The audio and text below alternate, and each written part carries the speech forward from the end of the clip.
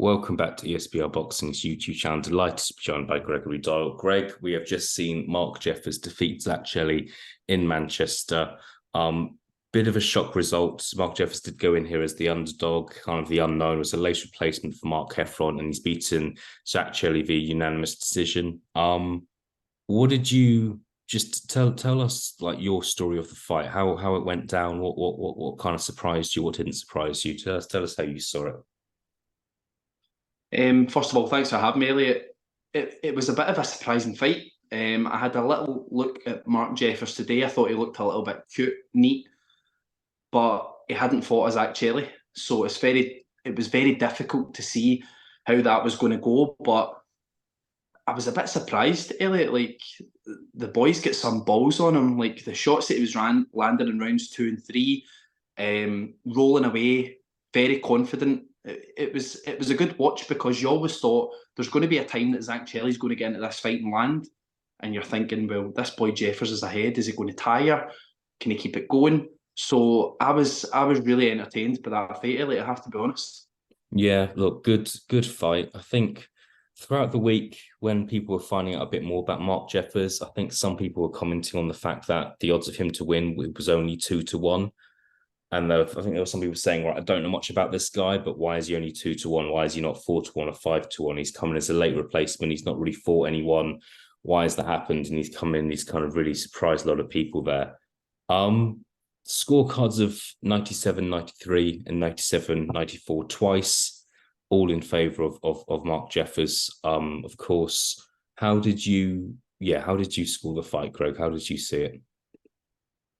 Yeah, Elliot, I think I had it about 97-94. Some of the rounds were a little bit of what you like. You can get drawn a little bit into what's the word that I'm looking for? Mind games, I suppose. There was times where Mark Jeffers was hitting Zach Chelli, and Zach Chelli was looking back at him as if, I'm not bothered, but they're still landing shots.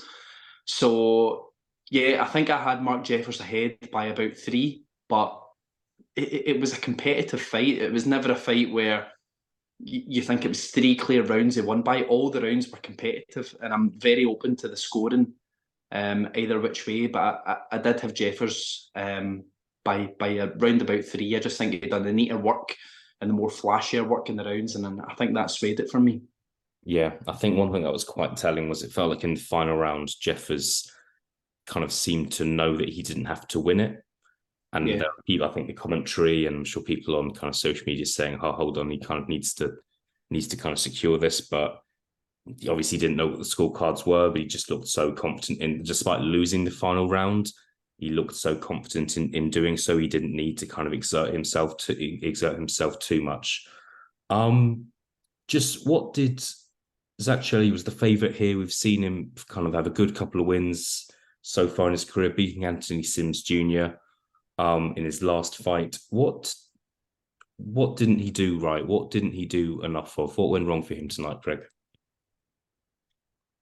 I feel that he didn't push the action enough, Elliot. If you've got a guy who's a very neat, cute boxer who lands combinations and then steps away, you can't let him step away. You have to at least walk forward at him to force him to throw again after he's landed those combinations. And Zach Chelli just didn't do that. And I think we discussed this earlier. Zach Chelli is a very, very fit boy. I think I remember you telling me that after one of his fights, he was out doing cardio the next morning, which sounds like hell, I have to be honest with you. But it just shows, it's a testament to the fitness that Zach Chelli has.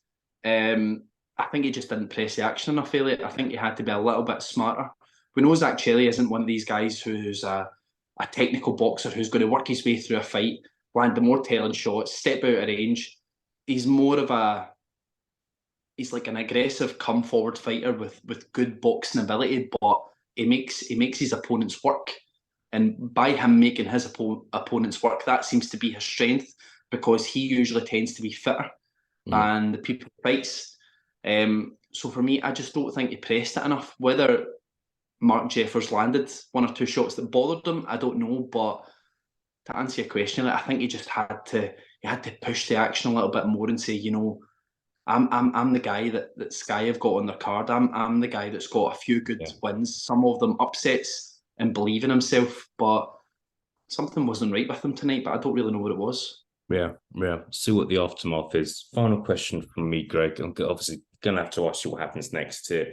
Zach Chelli was supposed to fight Mark Heffron tonight for the British title. Mark Heffron pulled out with a pulled hamstring a couple of weeks ago. Look, it's unclear what's going to happen in terms of like, is Mark Jeffers going to take Zach Chelli's place? Could Mark Jeffers fight Mark Heffron next? But my question to you is, without knowing all the details, if there was a rematch between Zach Chelli and Mark Jeffers next, is there someone you would favour for that fight? Could Zach Chelli kind of right the wrongs, maybe start a bit quicker? Or would you expect to see the same result? You know something, Elliot? I didn't expect you to ask me that question. I don't know what to say. It's a really, really good question. It's a tricky. It really is, because you think Zach Chelli could be so much better, but Mark Jeffers is only going to grow in confidence as well.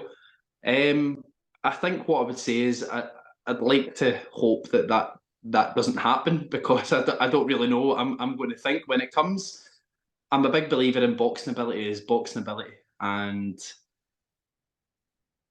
it's so difficult because if Zach Chelli starts so fast in a rematch and really goes for it, it could really change the whole landscape of the fight. But I think you would have to say that you just maybe favour Mark Jeffers to be a little bit more cuter and maybe be able to do it again a second time. Yeah. That's nothing taken away from Zach Chelli. It's just that when a guy is a really good boxer and believes in himself, they're very, very hard to beat. And I think that's what we've seen tonight. Thank you, Greg. Yeah, no, we'll see if we see the rematch. I'd like to see it personally. I think, look, shout out to both fighters. Zach Chelli could have maybe asked for an easier opponent. Mark Jeffers has come in on 2 weeks' notice and won the fight. We've seen a competitive fight on an undercard for a card that's kind of been ripped apart. Obviously, we're not seeing Liam Smith versus Chris Eubank 2 tonight. We're not seeing Zach Chelli versus Mark Heffron. So after all that, to have a really good, solid undercard fight, an upset and a close fight all in one, is really good. And don't know about you, but yeah, satisfied so far. Greg, thank you for joining me. It's been great to speak to you about this fight. And yeah, we'll look forward to the rest of the evening. Thanks very much for your time. Thanks so much, Elliot.